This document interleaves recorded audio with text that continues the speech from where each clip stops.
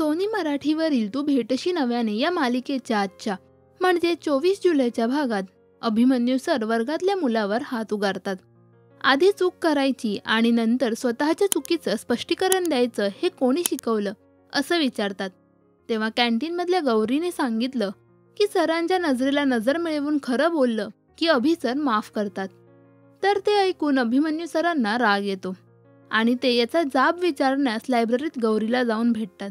पण तेव्हाच टाइम संपल्यामुळे लायब्ररी बंद होते आणि गौरी आणि अभिमन्यू तिथेच अडकतात. पाहूया या भागाची ही खास झलक. कॅन्टीन मधल्या गौरीने सांगितलं सरांच्या नजरेला नजर देऊन खरं बोललं तर अभि सर माफ करतात. गौरी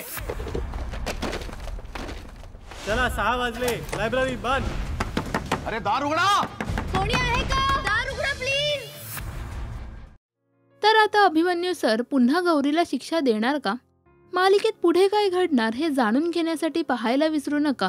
तू भेटशी नव्याने सोमवार ते शुक्रवार रात्री 9 वाजता फक्त सोनी मराठीवर. मराठी टेलिव्हिजन विश्वातील बातम्या, अपडेट्स आणि गॉसिपसाठी सबस्क्राईब करा राजश्री मराठी शोबज.